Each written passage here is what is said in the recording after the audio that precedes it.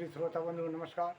अब मैं आपको शिव जी के किराता अवतार के प्रसंग में श्री कृष्ण द्वारा दैत्य वन में दुर्वासा के श्राप से पांडवों की रक्षा, व्यास जी का अर्जुन की शक्र विद्या और पार्थिव पूजन की विधि बताकर तप के लिए सम्मति देना, अर्जुन का इंद्रकील पर्वत, तप इंद्र का आगमन और अर्जुन को वरदान, अर्जुन का शिवाजी यानी के उद्देश्य से पुनः तप में परिवर्तन होना, यानी मैं भोले बाबा का किरात अवतार बताता हूँ। बहुत सुंदर कथा है। आप कथा पर ध्यान दे करके आज तो सावधानी भोलेनाथ के किरात अवतार की कथा सुनिए। किरात अवतार कितनी सुंदर कथा है। इसमें कई लोग सम्मिलित हैं, कई लोगों की कथाएं हैं। प्रिय श्रोता बंधुओं, पिनाकधारी भगवान शिव के किरात नामक अवतार का वर्णन इतना सुंदर है। उस अवतार में उन्होंने मूक नामक दैत्य का वध और प्रसन्न होकर अर्जुन को वर दिया था। जब सुयोधन ने महाबली पांडवों को जुए में जीत लिया, तब वे सती साध्वी द्रौपदी के साथ दैत्य वन में चले आए। वहीं वे पांडव सूर्य द्वारा दी हुई बटलोई का आश्रय लेकर सुखपूर्वक अपना समय बिताने लगे। प्रिवर, उसी समय सुयोधन ने आदरपूर्वक मुनिवर दुर्वासा के छल करके प्रयोजन से पांडवों के निकट जाने के लिए प्रेरित किया। यह कथाएं आप लोग सब जानते हैं।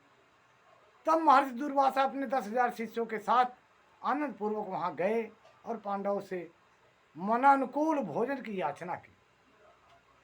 तब उन सभी पांडवों ने उनकी प्रार्थना स्वीकार करके दुर्वासा आज तपस्वी मुनियों को स्नान करने के लिए भेजा।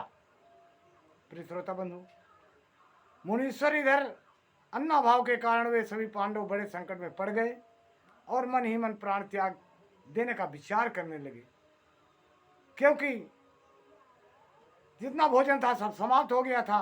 मुनि दुर्वासा 10,000 शिष्यों के साथ आ गए थे, लेकिन बहाना करके वे चले गए कि मैं जा रहा हूँ नदी में स्नान करके, फिर वापस आऊँगा तो हमारे शिष्य में हम दोनों सब मिल करके भोजन करेंगे। इसलिए पांडव घबरा गए। तब द्रौपदी ने श्री कृष्ण का स्मरण किया। वे तत्काल ही वहाँ पर आ पहुँचे और साख के पत्ते का भोग लगाकर उन सभी तपस्वियों को तृप्त कर दिया। फिर तो महर्षि दुर्वासा अपने शिष्यों को तृप्त हुआ जानकर वहाँ से चलते बने। इस प्रकार श्री कृष्ण की कृपा से उस समय पांडव संकट में जो पड़े थे मुक्त हो गए। प्रिय श्रोता बंधु, तदंतर भगवान श्री कृष्ण ने पांडवों को शिव जी की आराधना करने की सम्मति दी। फिर व्यास जी भी आकर उन्हें शंकर के समाधान का आदेश देते हुए कहा, शिव जी संपूर्ण दुखों का विनाश करने वाले हैं। वे भक्ति करने से थोड़े ही समय में प्रसन्न हो जाते हैं, इसलिए सभी लोगों को शंकर जी की सेवा करनी चाहिए। वे महेश्वर प्रसन्न होने पर भक्तों की सारी अभिलाषाएं पूर्ण कर देते हैं, यहाँ तक कि वे इस लोक में सारा भोग और परलोक में मोक्ष तक दे डालते हैं। ये कथा कितनी सुंदर है, मैं आपको अगले भाग में फिर सुनाऊंगा किस प्रकार यह कथा का वर्णन आगे कैसेट में किया जाता है। तब तक के लिए नमस्कार। जय श्री गुरु, नमः शिवाय।